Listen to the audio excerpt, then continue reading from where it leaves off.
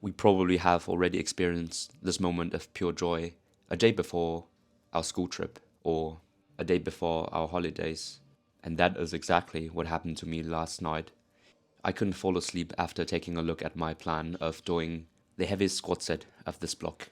And yes, it's the day. Things are about to get serious now. The qualification minimum for the nationals is given, and the date of my competition is also given.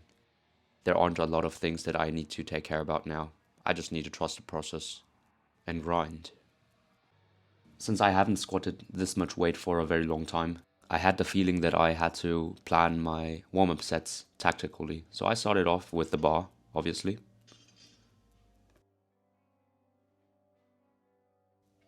And I'm so glad that this happened in my warm-up sets without any weights on the bar. Such an idiot.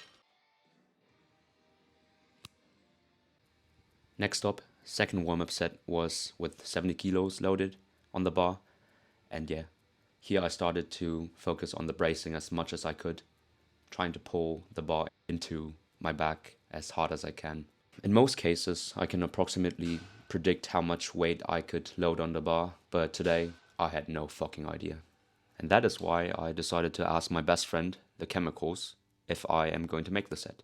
And yes, this is me again, getting addicted.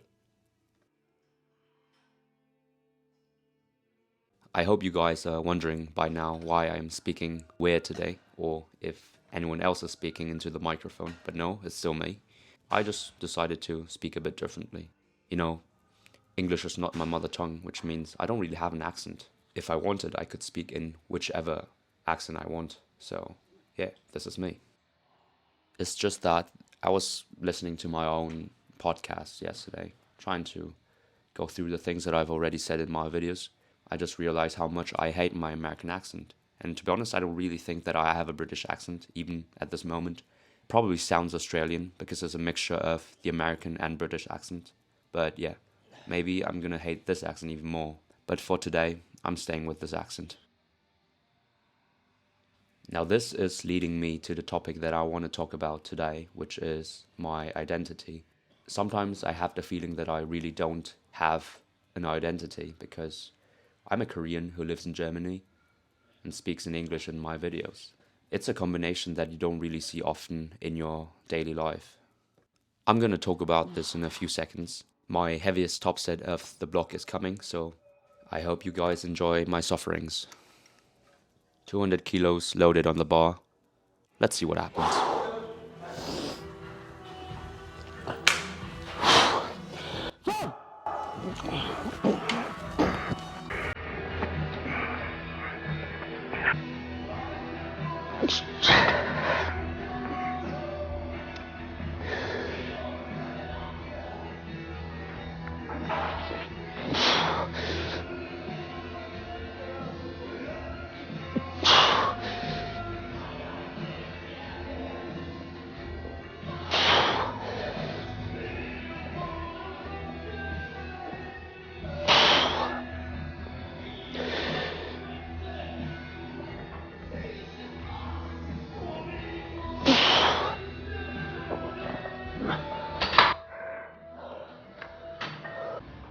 I don't know what the hell happened, but I had this competition feeling again.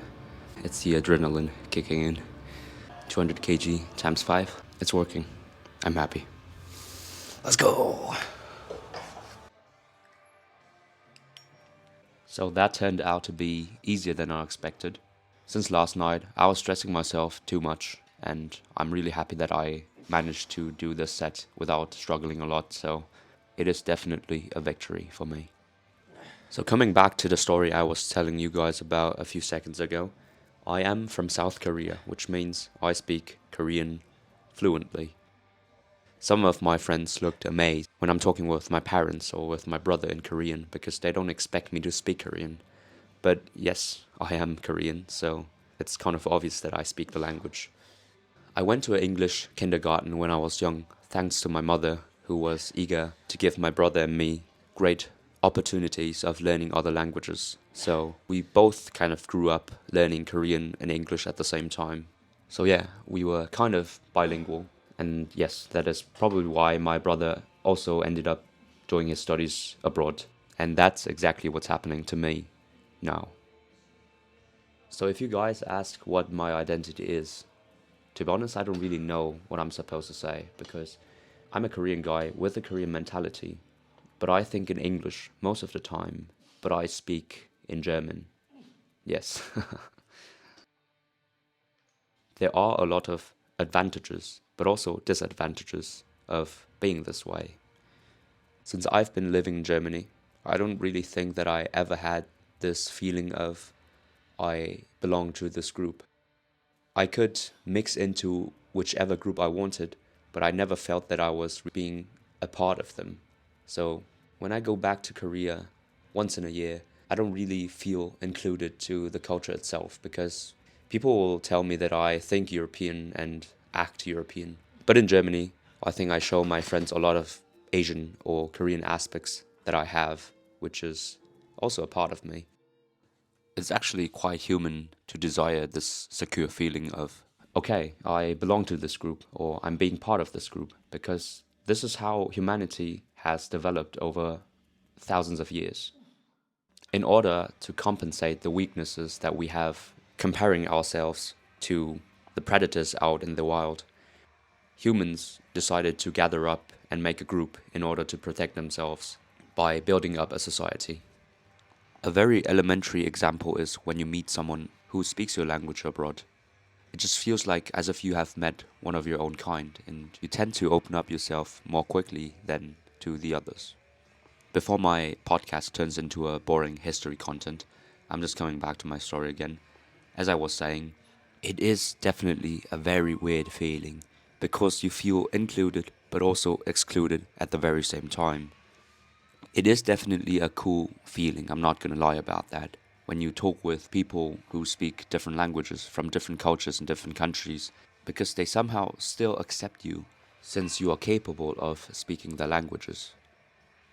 And I'm really grateful that this multicultural aspect of myself has let me merge into a lot of different cultures, which is accelerating the process of me being even more multicultural. But in the end, when it comes to a question of asking yourself who you really are, I don't know how I could define myself, to be honest. Sometimes I'm really lost and I feel like I'm one of a million people in Times Square, just a single individual in the crowd. From time to time, it's also quite tiring to be a chameleon changing its colors to fit into whichever group. It's quite ironic because you could be everything, but technically you aren't really anything. I've always been a wayfaring stranger from the beginning of my life, I would say. I went to a kindergarten in another city, and I went to elementary school, middle school, and high school with almost no mutual friends. And not even finishing a single year in high school, I decided to move to Germany. And even after moving to Germany, I didn't really have a full chance of becoming German, because on the weekdays we would just go to school, which wasn't that interesting. And in the weekends, my German friends would go home to their parents, whereas I stayed with a bunch of other international friends from Mexico, Spain, and Brazil, for example. And these are the people that made me be the person I am this day. And yeah, this is how I finally came to a realization that it is not the country, or not the culture, or not the language that defines who you are. It turns out to be the people who decided to build a town, a village, a state, and a country. And it turns out to be the people who lived with similar lifestyles which made the culture. And it turns out to be the people who communicated with each other, making the language. Concluding my story, it is not our nationality, our mother tongue, or the culture that defines us.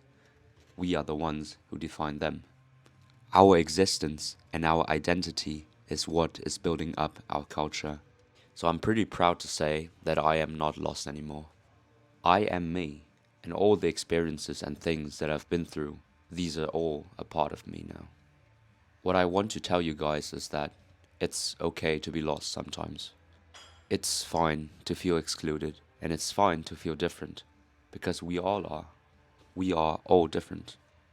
Don't be afraid to be different, because being different only means that you are unique, and uniqueness is something special. Repeating my words, it's okay to be lost. After all, you can only find things when you've lost it. I've been searching for my identity, trying to know who I am, for a very long time now. And I don't think that this process is going to end forever. But speaking from my own experiences, the more you try to learn who you are, the better you will understand yourself.